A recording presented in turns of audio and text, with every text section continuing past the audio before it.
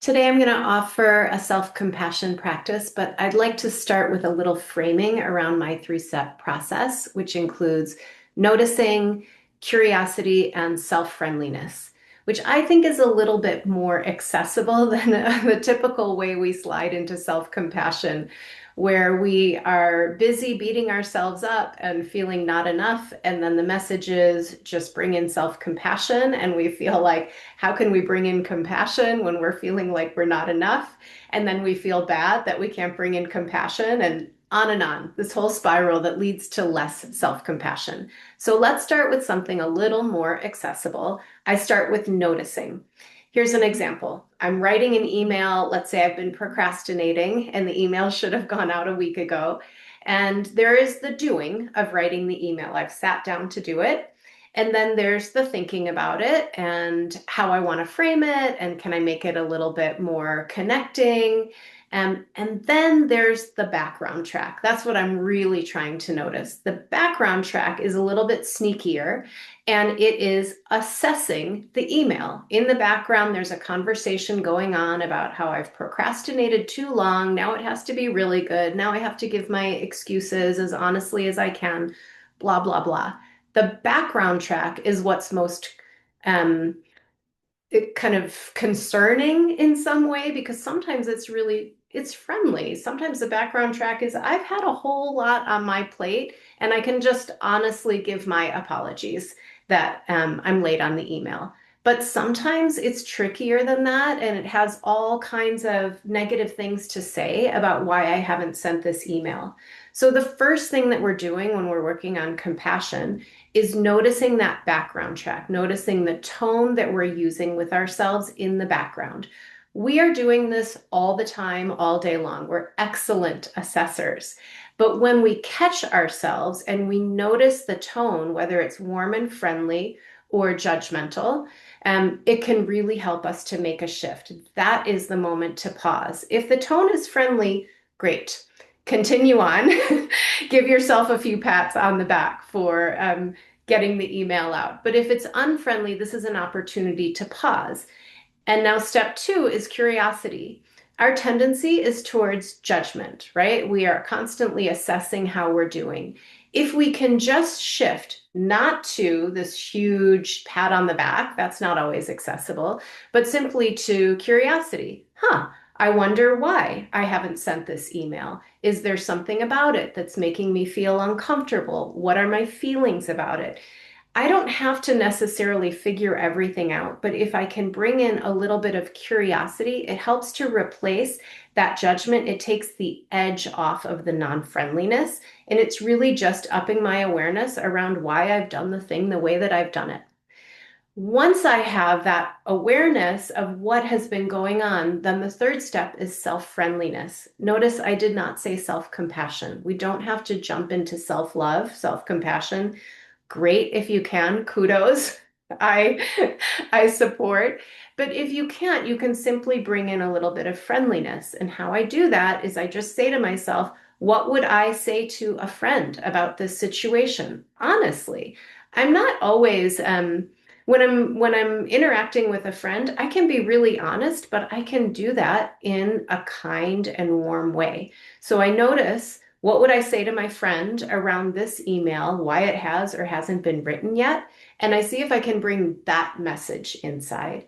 And then that can just kind of soften the whole situation.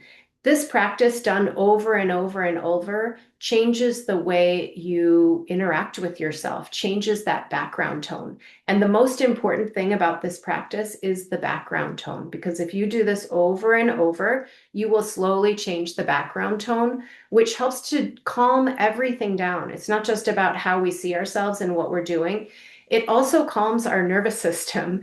When we are bringing in compassion, when we are bringing in friendliness, we turn on our prefrontal cortex, which helps to ground and calm us, and then helps us to deal with whatever's on our plate.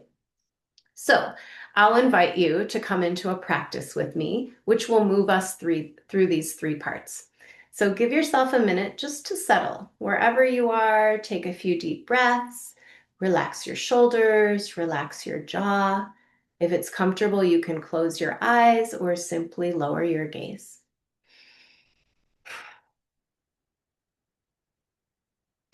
And as you're taking the next few breaths with eyes closed or gaze soft, again, just see if you can give yourself a few exhales to relax your shoulders, to relax your jaw,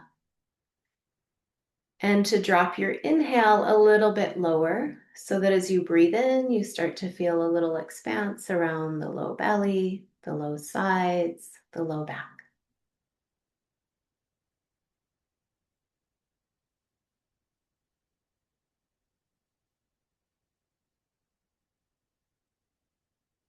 Once you're feeling a little more relaxed, it becomes easier to reflect on these things. When we're stressed out, bringing in self compassion or curiosity or self friendliness is hard. So you use these first few breaths or this first minute or two just to settle things down, to feel a little more connected to the support beneath you, and to notice just a general sense of relaxation or calm in the body. And once you get there, you can bring in the noticing. So maybe there is some stressor, something you've been dealing with today that you could acknowledge. And beyond noticing the stressor itself, you might be able to notice the background track, the thoughts or the feeling tone you've had about yourself in relationship to that stressor. It's okay if it's been unkind. You're just acknowledging what's true.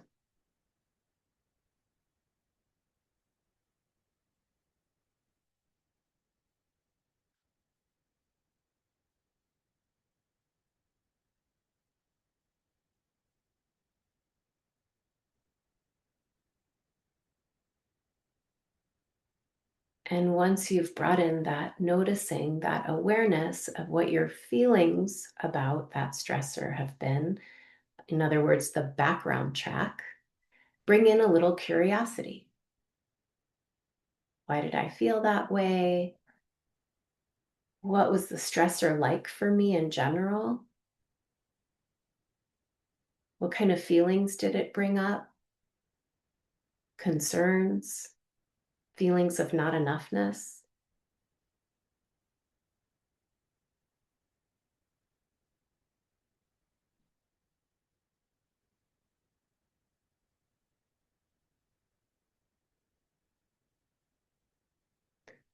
And try not to engage too much with your feelings about the feelings. You're just noticing why that stressor felt hard, what your story is about it.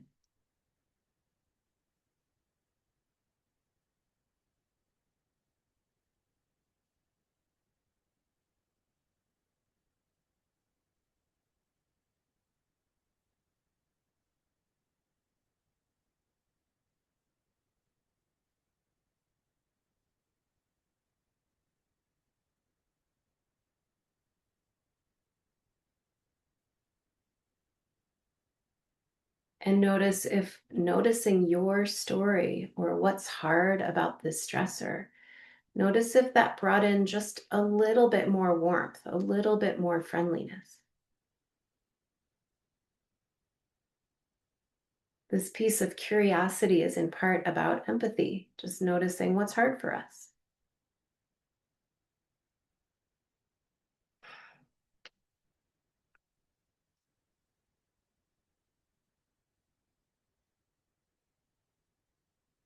And then you move to friendliness. Now that you understand, now that you know what's hard, kind of think about what you would say to a friend who was feeling these same feelings that you're having.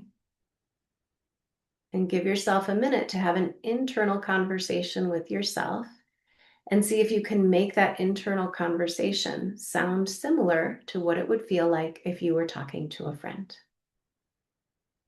It doesn't mean you're necessarily letting yourself off the hook. It can just sound like things like, I bet that was hard, or I hear you, that's a lot.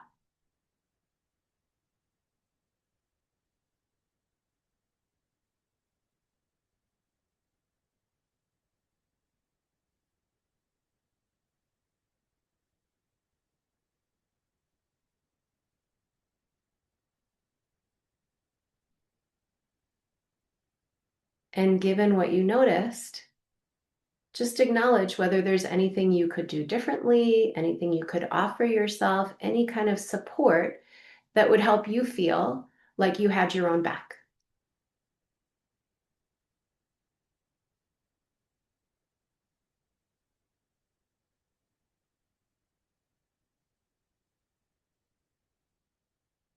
And that's it. A really simple three-part process to move through things that are difficult with a little bit more friendliness. You might even call it self-compassion. I'm Rachel. For more somatic healing and nervous system regulation tools, subscribe.